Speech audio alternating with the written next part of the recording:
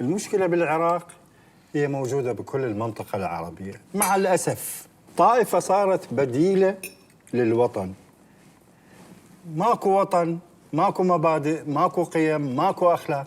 خذوني إلي مثلا، أنا رجل عراقي جبوري سني، زوجتي من عشيرة شيعية، المفروض بالأول عراقي بعدين تجي الديانة.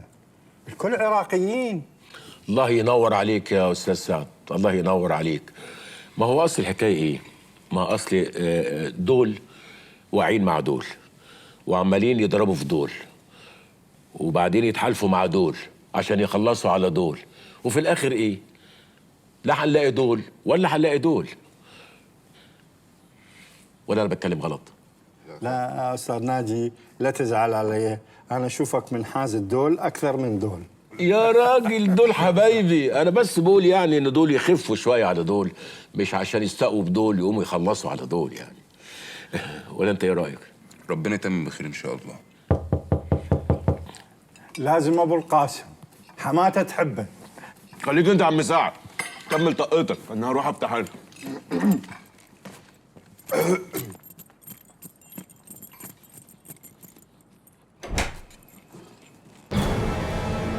السلام عليكم. وعليكم السلام ورحمه الله وبركاته. أستاذ سعد موجود؟ سعد مين؟ الأستاذ سعد.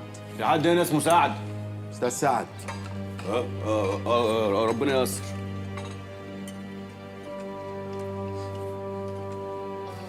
أهلا أهلا أستاذ ستوري، تفضل كلك لقمة ويانا. لا شكرا. خليك ويا ضيوفك. مرحبا يا شباب. أكو شيء أستاذ ستوري؟ لا ماكو شيء، بس حبيت أخذ من وقتك 5 دقائق تشرب قهوة وياي بالبيت. أكو موضوع مهم نحكي بيه. إن شاء الله إن شاء الله. أكمل العشوية الضيوف وجاي لك إن شاء الله. أهلا بالضيوف. يعني لو تتفضلوا وتشرفوني بالبيت. بيتي هو بيت الأستاذ سعد، إحنا أخوة وأشقاء ماكو فرق. عن إذنكم. أستاذ سعد. نعم. أنتظرك بالبيت. إن شاء الله إن شاء الله إن شاء الله. أهلا أهلا وسهلا. أهلا.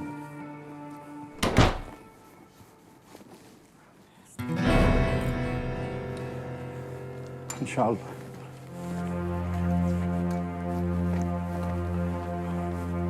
إن شاء الله. هو ده ستوري؟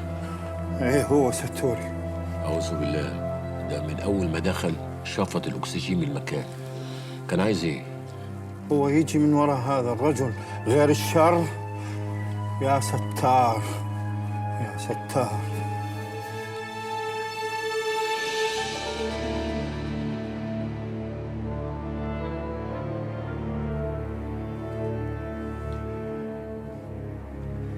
ما قلت لي أستاذ سعد، نعم. ذول الناس اللي عايشين يمك بالبيت ما قلت لي منين؟ أكيد من مصر مو؟ اي لا، هم من مصر، صح من مصر. يعني ايش دا يسوون بهاي الظروف؟ الرجل الختيار اللي شفته اسمه ناجي عطله. اخوه كان مدرس معانا هنا بالمدرسه 7 سنين. راهم فقد، جايين دا يسالون عليه. أخوه مفقود. شو وقت انفقد؟ بال 2003. يعني مفقود من 2003 وليه هسه يسألوا عنه. يا أخي مخلصين جدا. أنت تعرف أستاذ سعد، ما حد يسأل عن أحد بهاي الأيام. ستوري، هذا أخوهم أخو ناجي عطله. أخو؟ زين دول الشباب شنو وضعهم؟ هذول قسم من عندهم ولد ناجي عطله، والقسم الثاني ولد أخوه. يعني مفقود من 2003 والعائلة كلها مسافرة تدور على واحد مفقود. يا أخي عاطفيين جدا دول المصريين. ستوري، ما تفهمني أنت شو تريد؟ ترى هاي لهجتك أنا ما عجبتني. أنا ما دا أكذب عليك، دا أحكي لك الصدق. يعجبك ما يعجبك إلى حيث أرجوك أستاذ سعد لا تفهمني غلط. أنا أريد أساعد ناجي عطلة. يعني أنت تعرف أنا رجال معروف وعندي علاقات واسعة ببغداد. إذا أرادوا أقدر أعرف لهم مصير ابنهم المفقود، يعني عايش، ميت، مخطوف، معتقل. هذا كل هدفي. شكرا ستوري، هم يعرفون شلون يدبرون امورهم. لا أكيد دبروا أمورهم، والدليل اللي حصل مكتب أبو القاسم اليوم الصبح. سووا مجزرة. الشباب يعجبوك 10/10. انت اذا تعرف كل هاي الاخبار ليش بدك تسالني ليه؟ ماكو شيء ببغداد يصير سر أستاذ سعد. الخدمات في على حد قوله. بدورها عدت كتلة الأحرار تكرار المواجهات في سجن البلديات وورقة ضغط سياسية على التيار الصدري. وقال عضو الكتلة حسين اللامي إن الاضطرابات التي يشهدها سجن البلديات ضمن مسلسل الضغط على التيار الصدري كي يتنازل عن موقفه الداعم لسحب. اهلا اهلا اهلا وسهلا. اهلا زينب، شلونك؟ تفضلوا تفضلوا. اهلا وسهلا. اهلا حبيبتي، شلونك عبد الرحمن؟ تفضل عيني، تفضلوا تفضلوا تفضلوا تفضلي تفضلي تفضلي. هاش بيك حبيبتي، هاش بيك خير خير. هاي شنو عبد الرحمن؟ ليش تبكي؟ هاش بيه؟ خير خير ماكو شيء، قدر الله وما شاء فعل. منين الاخوان؟ يا اهلا وسهلا. الاخوه ضيوف سعد من مصر. اهلا وسهلا. نجا عطله الدبلوماسي السابق، ودول زي ولادي بالظبط. مدام كاميليا المدام بتاعتي. اهلا وسهلا. اني عبد الرحمن، زوج زينب اخت استاذ سعد الصغيره. اهلا وسهلا. تفضل تفضل استريح، ليش واقفين؟ تفضل تفضل تفضل. اهلا شيخ عبد الرحمن. اهلا استاذ ناجي. يا مدام زينب بتعيط لي خير. عادي عادي استاذ ناجي، عادي، تعودنا على هاي الامور. معلش انا اسف، يعني هو ايه اللي حصل بالظبط؟ دزونا الورقه اياها. ورقه ايه؟ هاي رساله.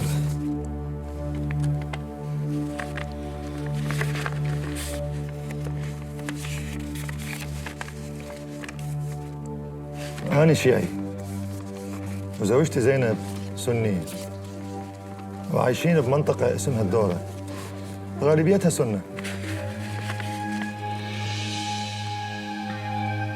عندكم المنطقة اتقسمت كمان لسنة وشيعة؟ للأسف أستاذ ناجي الانتماءات الدينية هي اللي تقود خارطة المنطقة هاي الأيام. والبارحة دزونا هاي الورقة بهاي الرصاصة، وهذه الورقة مكتوبة بها جملة واحدة: عليكم أن تقفون الدورة خلال 24 ساعة. وكده من غير مقدمات؟ للأسف الآن بالعراق ماكو مقدمات لأي شيء. من تنطرد وتتهجر من بيتك، أول شيء تفكر بيه شلون تحافظ على عائلتك وتنقل أطفالك أقرب مكان آمن. والدورة دي فين؟ 10 دقائق منا، قريبة مو بعيدة.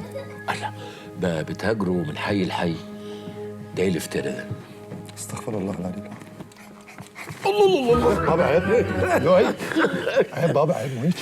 سيبوا، انا بحب الاطفال. ايه الحلاوه دي؟ انت اسمك ايه؟ لؤي. لؤي، اسم جميل. ابوس، ربنا يحفظه لك. الله يخليك استاذ ناجي. فوزية، استاذ سعد وين؟ راح مشوار على ستوري. ستوري؟ ايش عدام ستوري؟ ستوري، صار لك ساعتين تلف وتدور، ما تفهمني شو تريد؟ أنا ما رايد شيء. أنا رايد تعرفني على ناجي عطلة، يصير صديقي. بيها غلط هاي؟ اللهم طولت يا روحي. ستوري، الصداقة ما تنفرض فرض. أكيد الصداقة ما تنفرض فرض. أنا بس حبيت أحكي وياه، يمكن أفكر أسوي بزنس مشروعات بمصر، يعني يقدر يساعدني. أنت مو تقول عليه دبلوماسي؟ يعني رجل مهم. ستوري، استاذ ناجي عطله ما له علاقة بالبزنس، ما يحب البزنس، ما يحب الفلوس، ما يطيقها. ماكو واحد ما يهتم بالبزنس ويحب الفلوس، ما عداك استاذ سعد.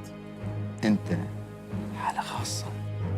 ما يخالف، اسولف وياه وبعدين يجيب لك النتائج. هو ايش قد قاعد عندك بالبيت؟ 3 أيام واقفة. يعني باكر نقدر الظهر نشوفه. ستوري، اسمح لي، ترى عيب علينا احنا نخلي ضيوفنا ببيوتنا ونجي نسولف وياك. اسمح لي. قهوتك ما شربتها. قهوتي ما احبها، بردت، اشربها انت.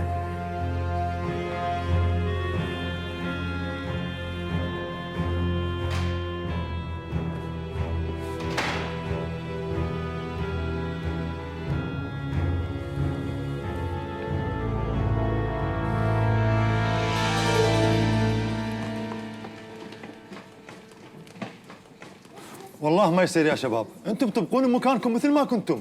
احنا اصحاب بيت، انا والاطفال ننام هنا بالصاله والنسوان ينامن مع بعض بالغرفه. انت بتقول يا عبد الرحمن عيب ما صحش. الله، واحنا غرب؟ ده بيتنا. كملوا فرش المراتب دي على الارض. احلى نومه الارض دي. والله انا خجلان منك يا استاذ ناجي.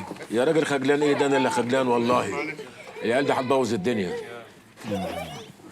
هاي شو هاي؟ الله الله الله الله، هشكوا شنو الموضوع؟ على كيفكم، بابا اللي هو اللي يتعور. شنو الموضوع؟ تقبل بالله استاذ، تقبل؟ الاستاذ ناجي والشباب يردون ينامون بالصاله ويتركون غرفهم، بالله هي اصول. لا لا لا لا لا، ما يصير استاذ ناجي، ما يصير. يلا الشباب يطلعون على غرفهم، يلا. علي الطلاق بالثلاثه، ما هم نايمين غير في الصاله. الله يخليك استاذ ناجي، لا تحلف، لا تحلف ارجوك. انت بتقول ايه يا استاذ سعد؟ وفي بيننا وبين بعض تكليف؟ جرى يا راجل. انتوا اسعدتونا استاذ ناجي، انتوا وجوهكم حلوه علي. تدري انا هاي اختي الصغيره زينب صار لي شهرين ما شايفها، وهاي مو بس اختي، لا انا اللي مربيها مثل بنتي، وزوجتها لعبد الرحمن وهذول ولدهم ما يرتاحون الا هنا ببيتي. انت راجل طيب، انت راجل طيب. اشكرك استاذ ناجي. انا صدق استاذ ناجي، انا عندي بالسرداب غرفه، ممكن فين؟ تنقل بالسرداب. في السرداب؟ ممكن تنقل الجناط مالتك هناك حتى يصير مجال بغرفتك تنام براحتك، ويمكن تنقل واحد من الشباب يمك. لا لا لا لا، الا الشنط. انا ما اعرفش انام الا والشنط دي جنبي بصراحه. اصلي فيها اوراق مهمه، فيها ملفات دبلوماسيه في منتهى الخطوره، توب سيكريت. حقك استاذ ناجي، الله يوفقك. طب هقول لك على حاجه. لو نزلت الشنط في السرداب، انا انام في السرداب ما فيهاش حاجه. هذا شلون حكي استاذ ناجي؟ شلون حكي هذا؟ حكي عن قلبي.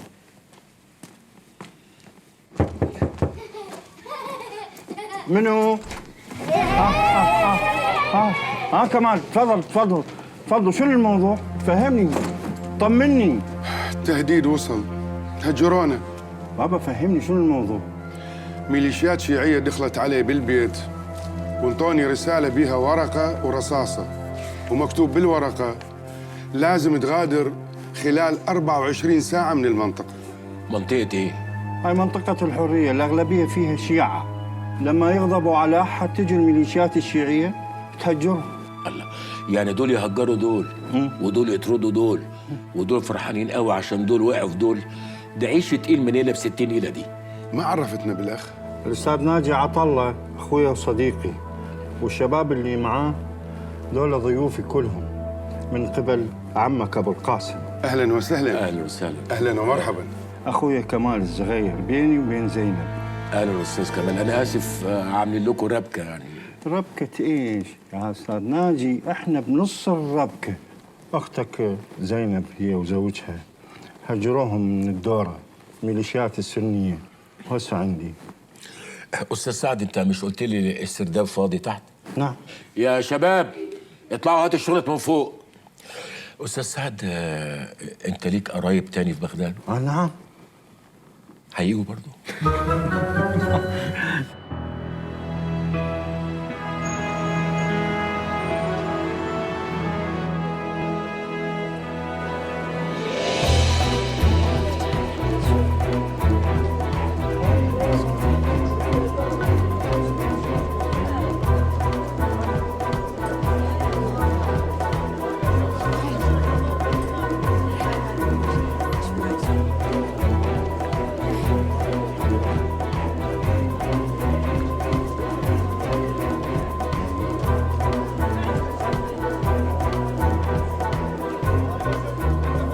اسمع عيوني، أنا راح أوديش المحل أبو العبايات، أحسن واحد يسوي عبايات ببغداد. ومو اشكال، اذا طويله هو يضبطها الش، لا تخافين. مش عارفه اقول لكم ايه ده، صعبكم معايا. لا لا لا حبيبتي ولا يهمك، تعبك راحة قلبي. تعالي بس تعالي أراويك المحل مال عبايات هياته، تعالي.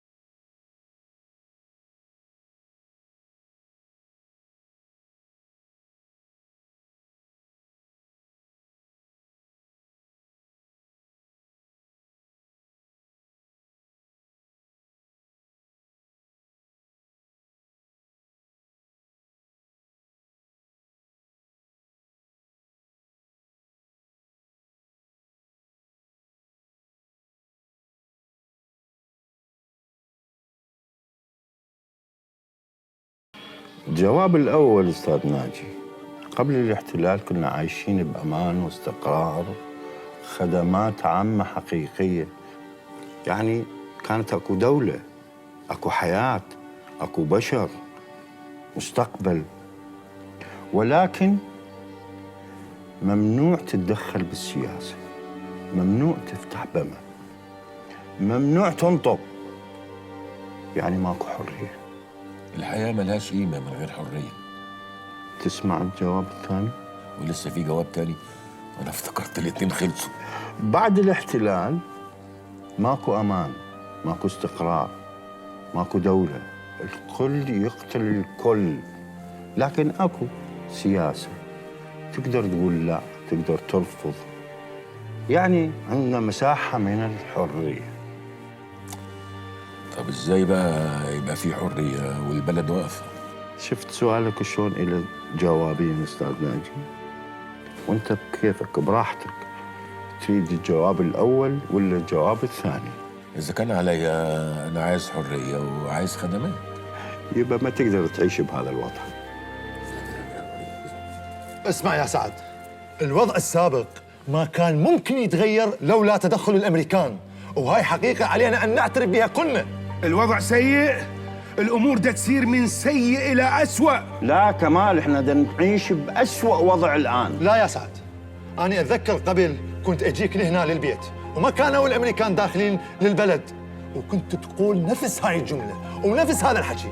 اسمعوا يا جماعة، إن الله لا يغير ما بقوم حتى يغيروا ما بأنفسهم. العيب فينا إحنا. لا كمال، لا تبرر المذنب وتخلي الذنب عليك، يعني أنت الشعب، والشعب الآن لا حول إلا ولا قوة. ليش؟ إحنا مو بشر؟ إحنا ليش يعني ما نقدر نعترض ونقول لا؟ ما كنت تقدر تقول لا لولا تدخل الأمريكان كمال. لا كنت أقدر أقول لا. صلوا على النبي يا جماعة، يعني ده سؤالي اللي أنا سألته، وأنا ندمان إن أنا سألت السؤال. اللي يدري يدري والما يدري قضبة عدس. مظبوط، هو ده التحليل المنطقي. هو قال إيه؟ معناه إيه يعني؟ هو بيقول نفس الحكاية مالتكم المصريين، اللي ما يعرفش يقول عدس. اللي قاله ده اللي ما يعرفش يقول عدس.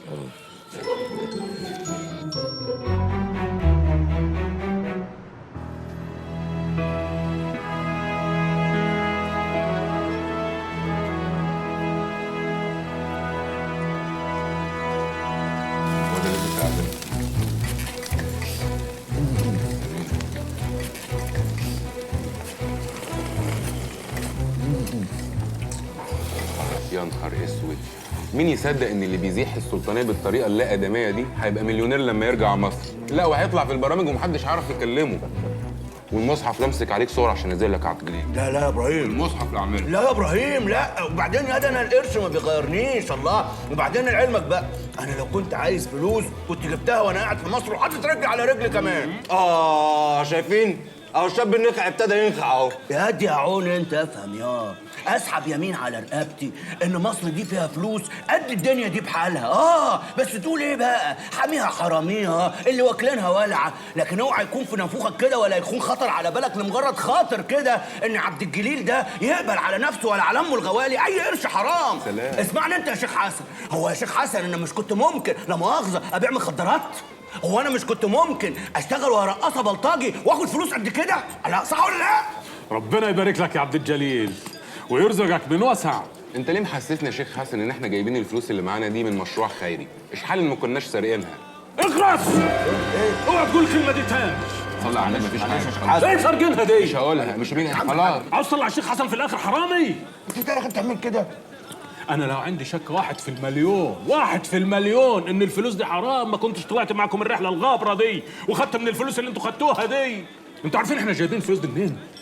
من اسرائيل، من الصهاينه اللي اخذوا حق اخواتنا الفلسطينيين وقتلوهم وسرقوهم ونهبوا اراضيهم وبيوتهم. احنا لما كناش ناخد حقنا عين بعين وسن بسن ما نبقاش مسلمين صح. والمؤمن القوي خير من المؤمن الايه؟ ليه؟ الضعيف. طب والفلوس اللي معانا دي نسميها ايه يا شيخ حسن؟ منحه ولا هبه؟ اقول لك نسميها ايه؟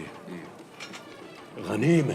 الله يفتح عليك يا شيخ حسن، الله يفتح عليك، هو ده الكلام. الله ما هو هو ده الشيخ حسن. الله اكبر يا شيخ حسن، ربنا يطمن قلبك زي ما طمنت قلبنا.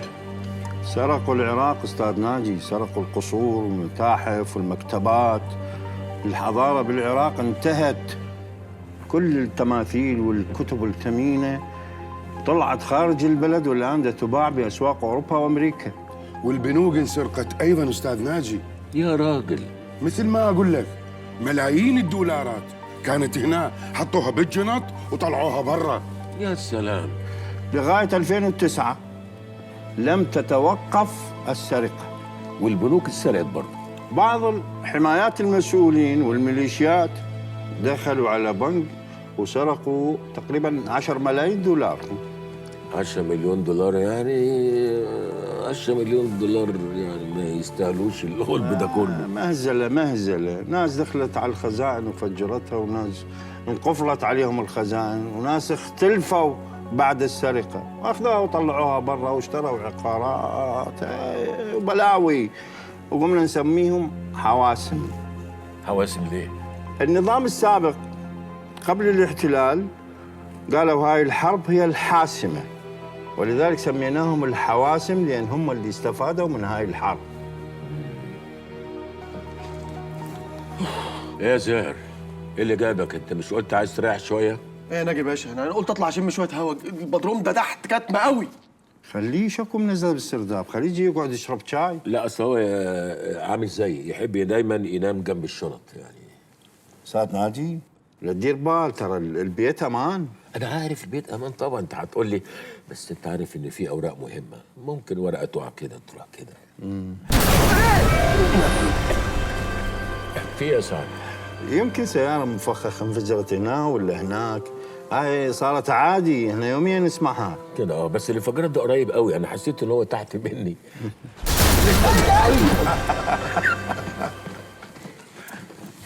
أبو سعد، نعم. هاي سيارة مفخخة مضبوط؟ لا هاي عبوة ناسفة. لا هاي عبوة لاصق حطوها بالسيارة وفجروها من بعيد من الريموت. لا العبوة اللاصقة ما تسويهش. لا هذا نفس الانفجارية صارت بساحة عنتر، بالضبط نفس هذا الصوت. يلا جروا روحوا لعبوا برا، يلا. قوم يا زاهر، قوم يا خايب. الاطفال هنا خبراء مفرقعات.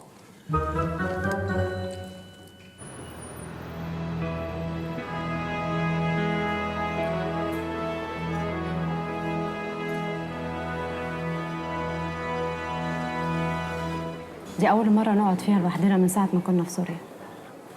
قصدك من ساعة ما كنت عايزة تنهي علاقتنا واحنا في سوريا؟ أنت لسه فاكر؟ خلاص بقى يا حسام، أنت قلبك قاسي قوي، عديها بقى.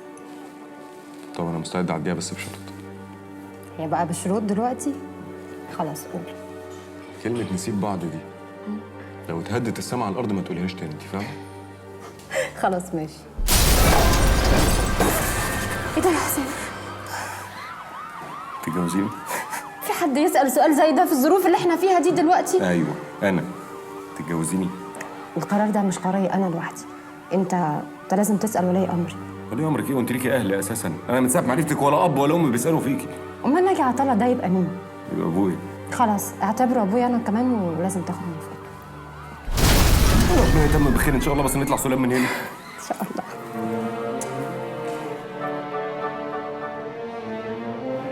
أستاذ ناجي، أكبر نسبة أرامل بالعالم موجودة عندنا بالعراق. حتى تعرف الحروب اللي سوت بينا قضت على رجالات العراق، العلماء والمحاربين وأساتذة الجامعات. نسبة النساء للرجال عندنا كلش كبيرة. هاي إضافة إلى أمراض الحروب، سرقة ونهب وسلب، انتهازية. انت بتقول نسبة الأرامل هنا في العراق كبيرة؟ ماكو بيت ما بيه أرمل. الواد إبراهيم فين؟ إبراهيم لسه ما جاش يا زاهر؟ ما جاش. ربنا يستر. لا تخاف أستاذ ناجي، لا تخاف عليه، يجي بالسلامة إن شاء الله. لا أنا مش خايف على إبراهيم، أنا خايف على الأرامل. عمو ناجي. أيوة حبيبي. عمو حسام يريدك بالسرداب. ليه في إيه؟ ما أعرف، هو قال لي هيك. طيب حاضر، عن إذنكم هروح أشوف إيه. إيه يا حسام؟ في إيه؟ شايفني قاعد مع الراجل؟ معلش يا باشا انا اسف، بس يعني في موضوع مهم عايز اكلمك فيه. الموضوع ده ما يتأجلش؟ لا يا باشا ما ينفعش يتأجل، ده موضوع حياة وموت. انا ونضال بنحب بعض. ايه؟ انا ونضال بنحب بعض. انت جايبني هنا عشان تقول لي ان انت ونضال بتحبوا بعض؟ انت ما عندكش دم؟ انت مش شايف البلوه اللي احنا فيها؟ الله، ده وقته الكلام ده؟ يا باشا انا لسه ما قلتش اللي انا عايز اقوله، ودي المقدمه بس، انما الكلام اللي انا عايز اقوله لسه ما قلتوش. نعم، عايز ايه؟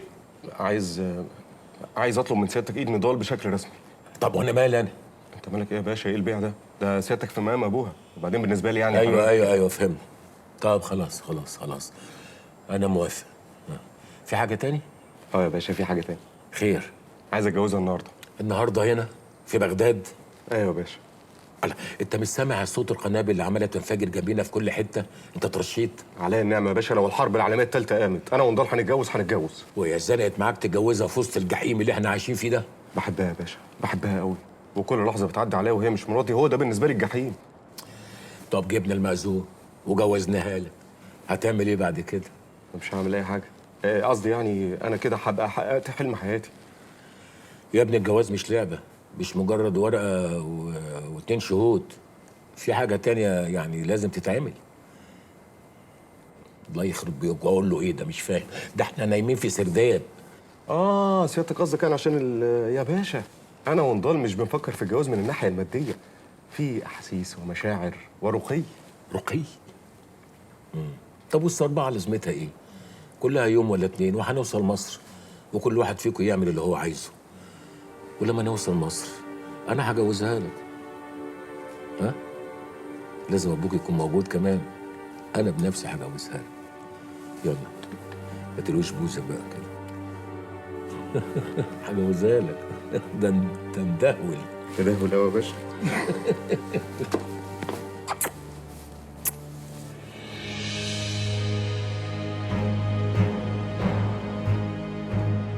بالعقل،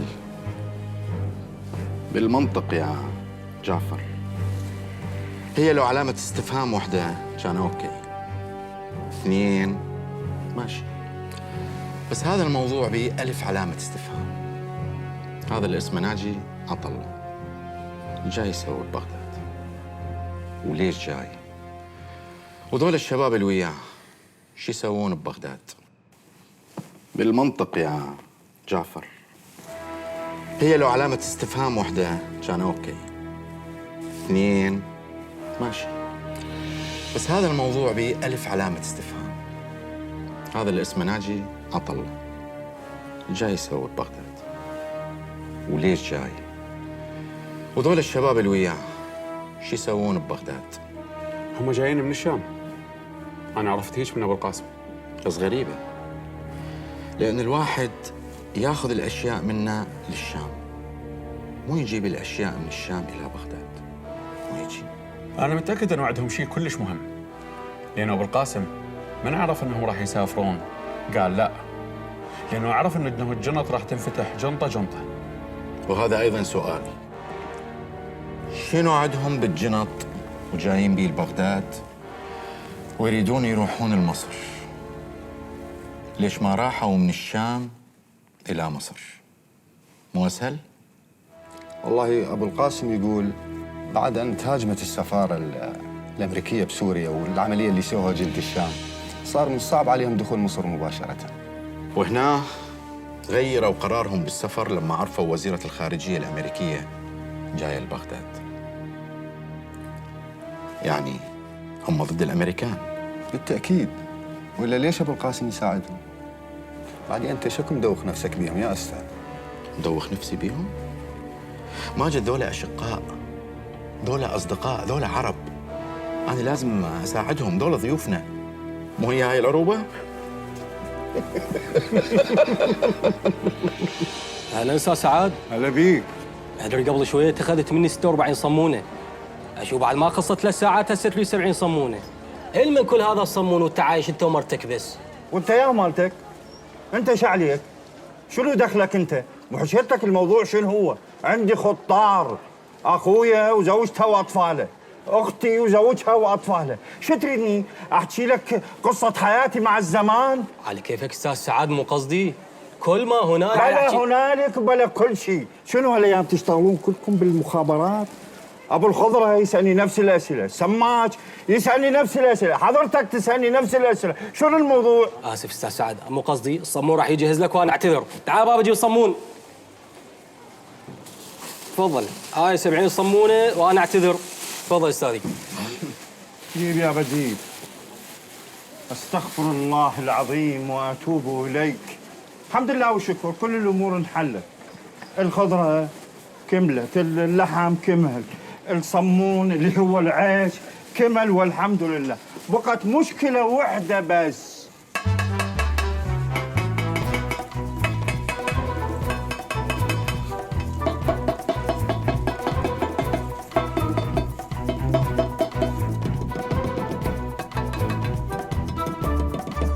الله ينور يا اسطى. الله يبارك لك يا كبير. ما هو اصل لا مؤاخذه طالما البيت فيه رجاله الامر ما يستغناش عن مبواله. انا في رايي عبد الجليل تستثمر فلوسك في السباكه، والله يا باشا هيكسب ذهب. انا عايز اعرف بقى، انت سباك ولا حداد ولا ميكانيكي؟ ما هو يا كبير لا مؤاخذه انا ما بخشاش من اي حاجه، بخش فيها بصدري كده على طول. ما هو طالما المخ نضيف الايد ما تعطلش. يا عيني، يا الواد ده فيلسوف على فكره. شوف، طول ما المخ نضيف الايد ما تعطلش. عبد الجليل بيومي، انا حاسس ان انا بكلم توفيق الحكيم. الحكيم في انهي حته دي يا كبير؟ في مستشفى العمرانيه. ويلا خلص بقى، العيال هتعملها على روحها. هي كده قضيت على الفرفره الطياري. بس انا شايفها لسه ما نشفتش. يا كبير خلي الرجاله تفك حسرتها، وبعدين اصل انا مشبط الدكر على النتايه ومزود الجبس على الاسمنت عشان خاطر تشك بسرعه. نهارك زي الفل، استبحتك زي الفل. الله يبارك لك يا كبير، كده جبرنا الحمد لله. وبقى لي ايه الشنكره في البربور؟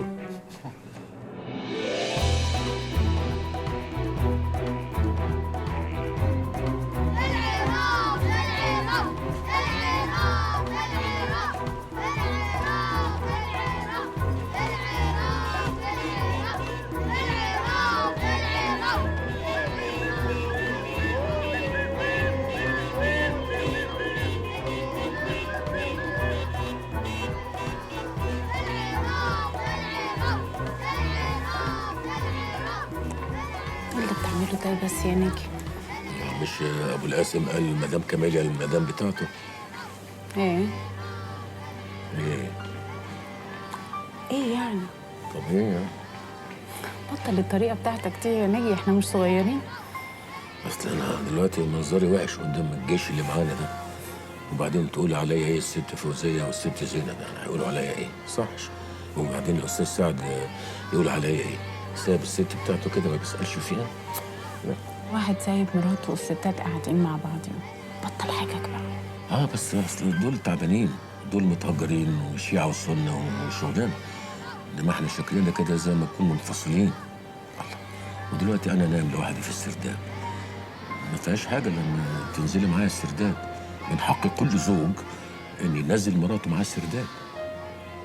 وده كلام قاله في برنارد شو. والله انت مجنون مجنون.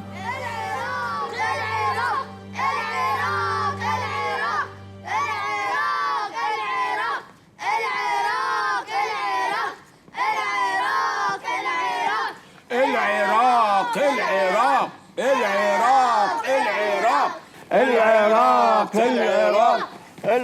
خد البتاع. يلا.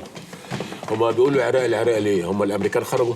لا، اليوم تصفية آسيا اليوم بين العراق وكوريا الجنوبية. ربنا ينصركم ان شاء الله. لا، احنا بال 2007 غلبناهم، خرجناهم واخذنا الكاس. قبل ما تخرجوا الامريكان.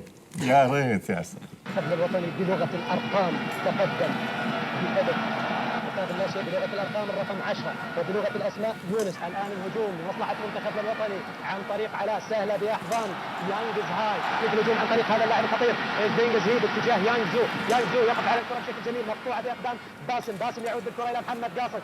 محمد يلعب الكرة أمامية. محمد، هذه مخالفة، حكم المباراة تغاضى عنها، غض الطرف عنها سعيد مبطري. هو المعلق ده كوري؟ لا عراقي. انا مش فاهم منه ولا كلمه. هو يتكلم سريع. يعني انتوا فاهمين؟ اكيد. طب ليه ما يحطوش ترجمه تحت كده؟ وليش الترجمه يا استاذ ناجم؟ هو ليش عربي؟ انا قصدي ترجمه كوري. مصطفى تعود الكرة الخلفية علاء إلى نشأت علاء. هاي الواد ده هاي. هذا نشأت أكرم، لاعب عراقي سني محترف في ألمانيا. الواد ده كمان كويس قوي. اسمه ايه ده؟ كرار، شيعي عراقي. انتظر هوار لما ينزل. وهوار ده سني ولا شيعي؟ لا، هوار كردي. وانتوا عندكم كم طائفه بالظبط يعني؟ سني وكردي وشيعي؟ ومسيحي وكلداني واشوري والصابئه المندائيين. ولا تنسون الاخوه الايزيديين والشبك والتركمان. الله يكون في عونكم. كل دول في العراق. اكثر من رائع باتجاه يونس امامي، لكن طالب على يونس. طالب الشوط الاولاني خلص. ان شاء الله في الشوط الثاني هتجيبوا جوان. العراق بيلعب حلو، بس كوريا مقفله شويه. كوريا مقفله قوي. عمر، افتح الباب.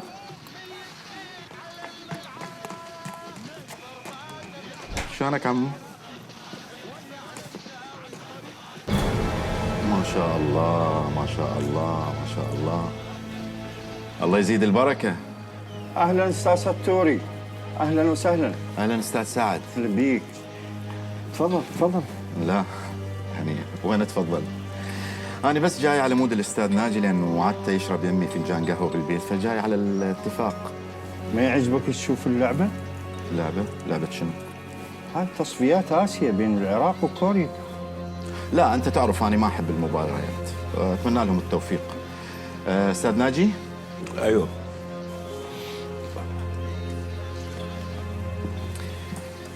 أستاذ ناجي البيت مو بعيد، هو خطوتين منا، يعني ما راح أتعبك. أستاذ سعد. نعم. إذا تسمح لي ويسمح لي الأستاذ ناجي، يعني هو واللي وياه من ضيوف يجون عندي بالبيت، طبعا بيتي هو بيتك. أنا أعرف ظروفك صعبة والأيام هذه أنت تعرف بها كل الزين، فشنو رأيك؟ شكرا أستاذ ستوري، هم مرتاحين هنا. أستاذ ناجي راح يجي وياك يشرب القهوة ويرجع. لكن أستاذ ستوري أنت رجل أعزب، أستاذ ناجي معاه زوجته مدام كاميليا، مو صحيح أن يباتون عندك بالبيت وأنت أعزب. مو هي هاي الأصول؟ أنا مش فاهم ليه إصرار حضرتك إن أنا آخذ القهوة عندك يعني. أنت تشرفني أستاذ ناجي، أنا أحب أتشرف بيك. يعني إحنا ممكن نكمل المباراة بالبيت نشوفها سوية. عندي RCD 60 بوصة، يعني تحس نفسك بالملعب. تفضل أستاذ ناجي. تفضل أستاذ ناجي. أهلا وسهلا. أهلا وسهلا. أهلا وسهلا. تفضل أستاذ ناجي. تفضل. دي عربيتك؟ عربيتي. أستاذ ناجي، شنو رأيك أشوفك بغداد؟ عندنا فرصة ما تتكرر. العراقيين كلهم دا يشوفون المباراة، يعني عندنا ساعة، يعني طرق كلها فارغة. يا ريت. انا كمان نفسي اشم شويه هوا. تفضل. اتفضل.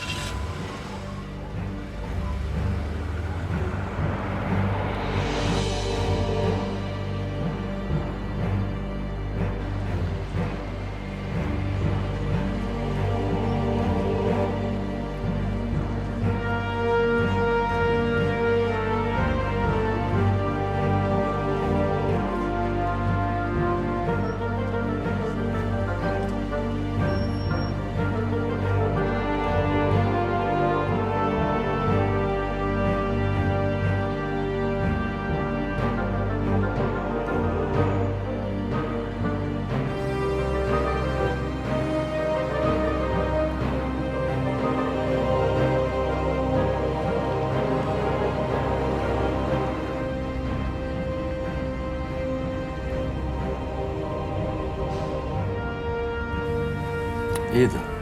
ايه كل الجدران دي يا ستوري؟ الجدران هاي سووها الأمريكان بمساعدة السلطة طبعا، لأسباب أمنية. أنت جيت هنا أستاذ ناجي قبل الاحتلال؟ جيت زمان. وشنو إحساسك وأنت بالعراق اليوم؟ والله يا ستوري انا هقول لك. تعرف البربريز الازاز بتاع عربيتك ده؟ زمان لما جيت كان في ضلمه، كان في مين، انما اهو كنا ماشيين. اي نعم ما كناش شايفين قدامنا قوي لكن ماشيين. دلوقتي انا حاسس ان الازاز ده جاله سرطان، كل حته فيه بقت قد كده.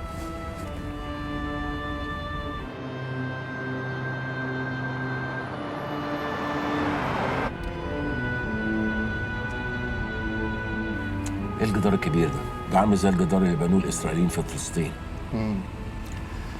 الإسرائيليين موجودين بالعراق وبقوة، يمكن ما تشوفهم بس موجودين بكل مكان.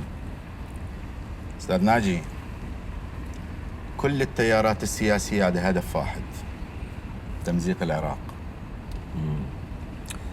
ما طبعا بدام الامريكان موجودين يبقى لازم الاسرائيليين يكونوا موجودين. مو بس الأمريكان أستاذ ناجي، القاعدة هنا، مخابرات الدول الكبيرة والصغيرة، تيارات، أحزاب، منظمات، الكل. أستاذ ناجي، أنت تعرف النمل لما يتجمع على قطعة حلوى كل نملة تنهش شوية تخليها على ظهرها تمشي. هذا هو حال العراق الآن. تخريب منظم. وانت ايه رايك في في احوال العرب الايام؟ العرب بعد 2003 صاروا أكثر الجنسيات المشكوك بتواطئها وعمالتها. العربي يعني بالعراق خاين، متهم.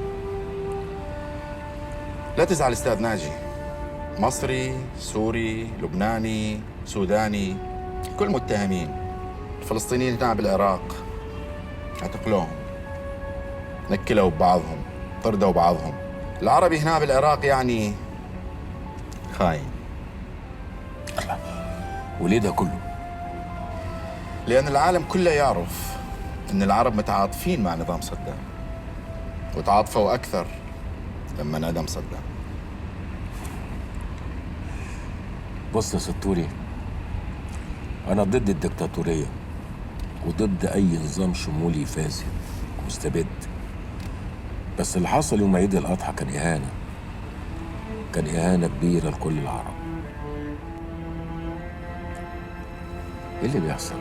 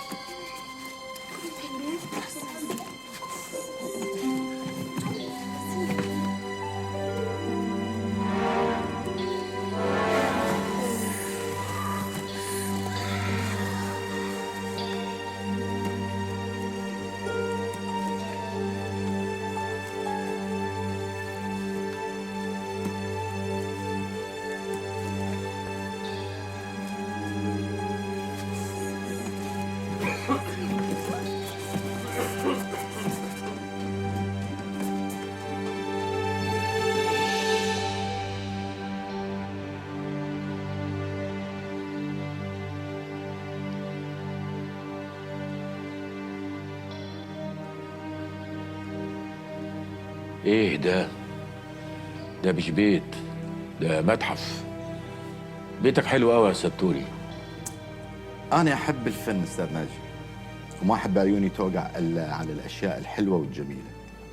ولهذا أتساءل دائما، ليش ما يخترعون قنابل تقتل البشر بس، تترك اللوحات والتماثيل ما تتدمر؟ شوفوا بمصر مثلا، آلاف الأجيال اجت وراحت، ملايين البشر ولدوا وماتوا، بس الإهرامات باقية بمكان. والنبي ما تنبر عليها، هي دي الحاجة الوحيدة اللي لسه فاضلة. تفضل تفضل تفضل أستاذ ناجي. احنا عندنا تجربة ما لها مثيل أستاذ ناجي. أنت تعرف الدينار العراقي؟ تفضل. الدينار العراقي اللي كان إلى صيت وثقل، فجأة وبليلة واحدة صار ولا شيء. الناس صارت ترميه مثل ورق الزبالة بالشارع. شنو حال الناس اللي كانت تجمع دنانيرها للزمن؟ ما انت هتقول لي ما الجنيه المصري كده برضه. بس الجنيه المصري بقى قيمته بتقل لوحدها كده من غير حرب ولا غيره يعني. ماكو شيء بقى بقيمته بهذا الزمن استاذ ناجي. تفضل. بس انت ما قلت لي استاذ ناجي، شو وقت ان شاء الله رايحين لمصر؟ والله هو في واحد صاحبي بيحجز لنا التذاكر بتاع الطيران، يعني على بعد بكره كده. ابو القاسم اخويا وحبيبي. هو كمان بيحبك قوي، ده قال لي عليك كلام لدرجه ان انا كنت هموت عشان اشوفك. استاذ ناجي، ليش ما نكشف كل اوراقنا؟ الكذب حلو بس حبله قصير، والحقيقه صارت تنكشف بسرعه بهاي الدنيا. اوراق ايه وكذب ايه؟ ابو القاسم لا يحبني ولا يطيقني، واذا قال علي شيء انا اعرف ايش راح يقول. انت عايز ايه يا ستوري؟ هذا هو السؤال المهم. انا عاوز ايه منك وانت عاوز ايه مني؟ انا مش عايز منك حاجه، ومش عايز القهوه دي كمان. معقوله؟ معقوله الملحق الاداري الدبلوماسي السابق بتل ابيب ناجي بيك عطله نفسه قصير لهالدرجه بالمفاوضات؟ مفاوضات ايه؟ عشان كنت في تل ابيب يعني. انا كنت بشتغل في سفاره بلدي هناك. شوف استاذ ناجي، انا اعرف عنك كل شيء، وش انت تسوي باسرائيل، واعرف ذول الشباب اللي وياك ايضا باسرائيل. انت سويتوا شغله زينه، سويتوا شغله زينه يا ابطال. ما تقعدش تلف وتدور. انت عايز ايه بالظبط؟ الناس كلها تعتقد انه اني طمعان بالجنط اللي معك، او اريد نسبه منها. مو هذا اللي يدور براسك؟ انت عايز ايه يا ستوري؟ ولا شيء. أنا ما أريد منك أي شيء إلا خدمة صغيرة، أمانة توصلها لمصر. أمانة إيه؟ تمثال صغير تاخذه بيدك، تصعد بيه الطيارة، ولما تنزل بمطار القاهرة أكو شخص راح ينتظرك تعطيه إياه. تمثال إيه؟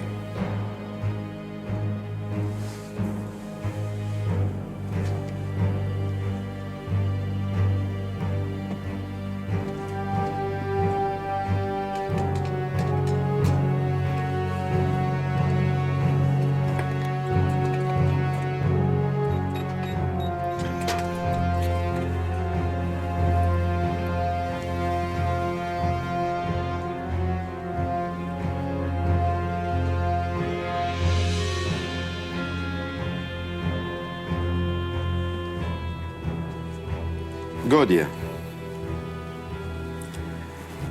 الملك البابلي موحد العراق 2500 قبل الميلاد. دي قطعة أصلية؟ طبعا قطعة أصلية، لو ما كانت أصلية ما تستاهل أتعبك وياي. هاي القطعة واحدة من 5 قطع أصلية موجودة عندي بالحفظ والصون.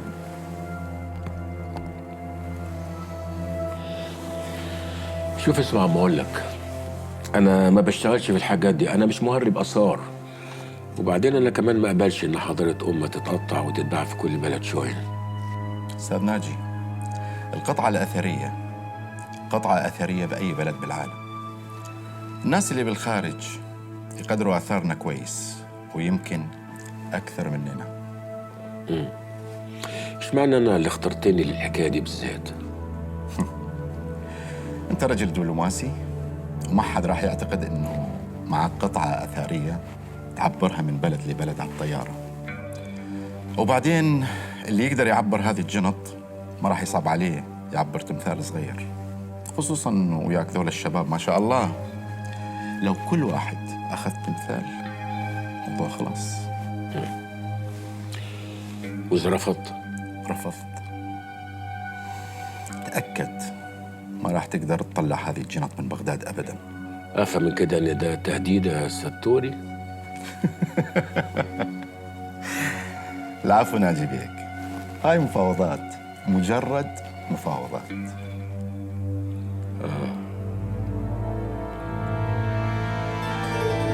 إحدى المنظمات المدنية ترفع قضية على الحكومة لاسترداد 40 مليون دولار تقاضاها أعضاء مجلس النواب رواتب عن حضور جلسة واحدة استغرقت 20 دقيقة. حلو، يعني الدقيقة بمليونين دولار. حلو، احنا بدنا نعيش بعصر مهزلة. هلا ولوي، هلا. سعد عم سعد. نعم، قول. بدي أقول لك فد شي سر. قول حبيبي، قول يلا. بيني وبينك بس. بيني وبينك بس؟ خاف من ابوك؟ يلا. تعال خلينا نشوف شو عندك من حكي. تعال يلا حبيبي، يلا هسه صرنا وحدنا. نزلت لسه بدابو فتح الجنط عمو ناجي. لك لا سويت عيب، واحد يفتح جنط غير عيب. لا أنا ما فتحت الجنطة، بس شفت شنو بيها سديتها على طول، بيها فلوس هواية. لك عيب عيب. دولارات بيها، عمو ناجي غني ملياردير. عيب كافي، يلا انت مالك علاقة بهذا الحكي، روح نام حتى تقعد الصبح تروح المدرسة. يلا يلا يلا. استغفر الله العظيم واتوب اليك. هاي مين جاب لي اياها؟ هاي مين جاب لي اياها؟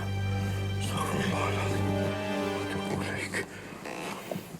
لا حول ولا قوة. شيخ نايف الغانم احد المتظاهرين في قطار. اهلا بك شيخ نايف اذا كنت تسمعني. حياك الله يا مرحبا، اهلا وسهلا. اهلا. بداية يعني الان خيرك سعد؟ شو وجهك تغير؟ هو ماكو شيء، ايش قال لك هذا الوي؟ لا هيك ماكو شيء، كلام اطفال كله اوهام وخيالات. لا سعد، لا اوهام ولا خيالات. انا لؤي قال لي، وانت تعرف لؤي ما يكذب. يعني ايش تقصد؟ المسألة واضحة يا سعد، الزلمة اللي عندك والجماعة اللي وياه اكيد مسوي لهم عملة كبيرة، واكيد عندهم اعداء هسه يدورون عليهم، ووجودهم هنا ويانا بالبيت راح يسبب لك وإنه وكل العائلة مشكلة كبيرة، واحتمال يكونون مشبوهين. لا بس يعني صديقي واخويا ابو القاسم قال لي الجماعة من المقاومة. هم رجال المقاومة. يا مقاومة استاذ سعد الله يخليك، يا مقاومة اللي كل اللي يقوم يحكي باسمها، القتلة يحكون باسم المقاومة، الحرامية يحجون باسم المقاومة، الإرهابيين يحجون باسم المقاومة. صرنا نعيش بزمن البطولات الوهمية سعد. طيب أبو لؤي، أنت شو تشوف؟ أنا اللي أشوفه إنه هذول الجماعة المصريين وهاي الفلوس اللي وياهم هي مال البنوك العراقية اللي انهبت وانكسرت وانباقت هنا، وهاي الفلوس طبعاً راح تطلع لمصر وتصير عقارات وعمارات وفلل وتسجل باسماء ناس آخرين، ومو بعيد تروح للإرهابيين. ما تقول لي هو ايش عنده أستاذ ناجي لحد الآن ستوري؟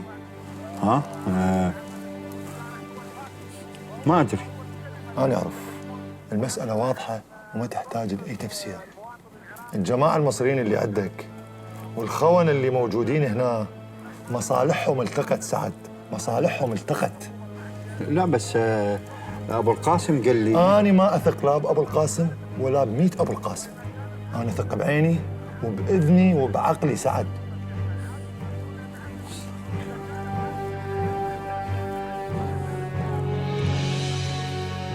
ماشي يا ستوري، احنا هناخد ال5 تماثيل دول. أنا كنت متأكد إنك ما راح تخيب ظني. انت بس جيب لنا 5 هاند باك شنط صغيره، وكل تمثال يتلف كويس ويتحط في شنطه، وهناخدهم معانا على الطياره. بس أنا عندي طلب صغير.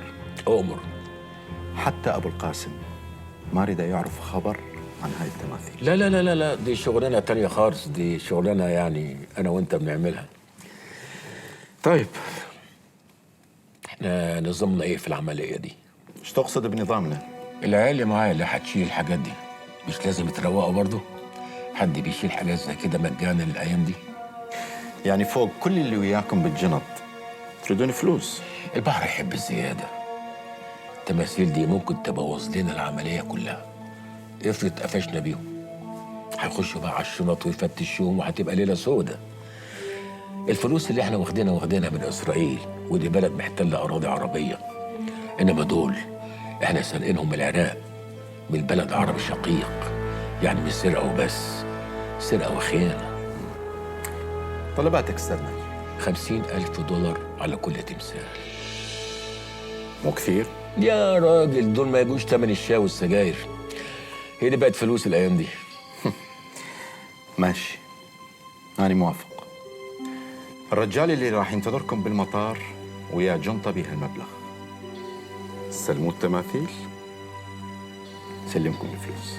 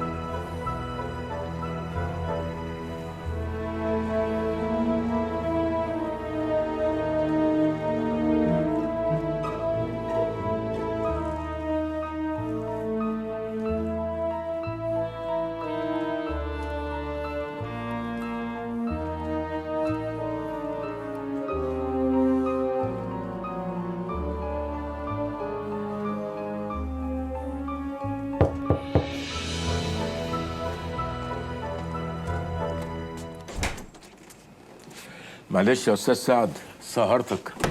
الجدع الاسود ستوري ده رغاي رغي، قلب دماغي، خلى دماغي قد كده. انا اسف، تصبحوا على خير. استاذ ناجي،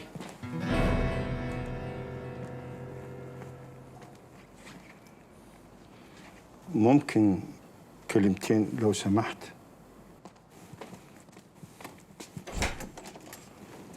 معلش يا استاذ سعد سهرتك. الجدع الاسود ستوري ده رغاي رغي، قلب دماغي، خلى دماغي قد كده. انا اسف، تصبحوا على خير. استاذ ناجي،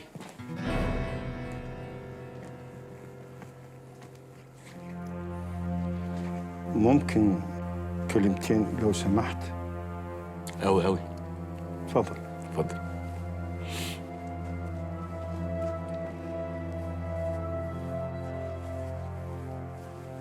تفضل. ايه خير؟ في ايه يا عم سعد؟ شكلك كده مش عاجبني، في حاجة؟ هو سؤال استاذ ناجي.